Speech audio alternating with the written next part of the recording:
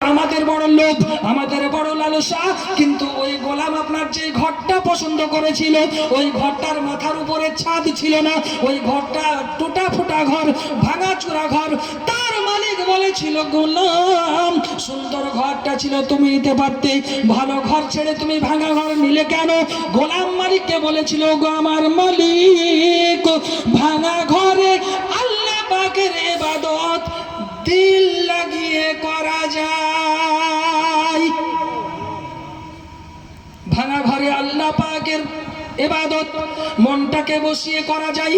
যদি মার্বেল বসা ঘরে ইবাদত করি, চোখের সামনে মার্বেল বসবে আর মনের মধ্যে অনেক রকমের চেতনা জাগবে। কিন্তু ভাঙা ঘরে বসে বসি আমার আল্লাহ পাক আল্লাহকে ডাকবো, সেই ডাকের স্বাদ আলাদা, মজা আলাদা।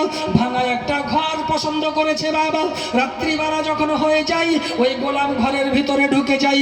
ঘরের ভিতরে ঢুকে যাওয়ার পর আপনার কিনা রাত্রিবেলাতে আল্লাহ পাক আল্লাহ তাআলার দরবারে সাজদাতে মাথা রেখে দেয়। রাত্রিবেলাতে আল্লাহ পাকের ইবাদতে সিজদায় আপনার মাথাখানা রেখে দেয়। মাথা রেখে দেওয়ার পর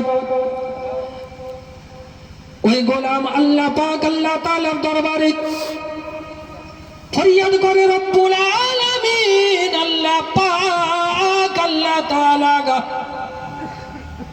আমি তোমার বান্দা, তোমার গোলাম, তা সত্ত্বেও পৃথিবীর জমিনে আমার একজন মালিক আছে। আল্লাহ পাক সেই মালিকের গোলাম হলাম আমি। ওগো আল্লাহ পাক আল্লাহ তাআলা, দিনের বেলাতে আমার মালিকের অনেক কাজ করতে হয়, পরিশ্রম করতে হয়। যদি দিনের বেলাতে আমার মালিকের কাজ কর্ম পরিশ্রম আমাকে না করতে হতো, আল্লাহ দিন রাত্রি শুধু তোমার ইবাদতে মগ্ন থাকতাম। ওগো আল্লাহ পাক আল্লাহ তাআলা, জানি না কতটুকু তোমার ইবাদত করতে পারি, জানি না কতটুকু তোমাকে রাজি করতে পারি। রব্বুল আলামিন, আল্লাহ পাক তুমি আমার প্রতি রাজি হয়ে যাও।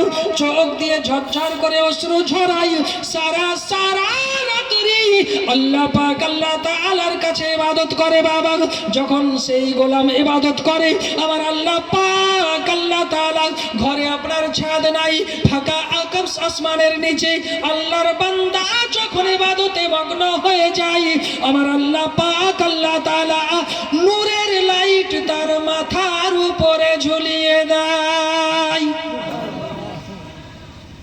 সে ইবাদত করছে কিন্তু নূরের লাইট, নূরের আলো তার মাথার উপরে ঝুলিয়ে দেয়। জোরে কান সুবহানাল্লাহ। আব্বা জান, আমার ভাই জানেরা, ওগো আমার জোয়ান যুবকেরা, মাথায় রাখুন, সকালবেলা যখন হয়ে যায়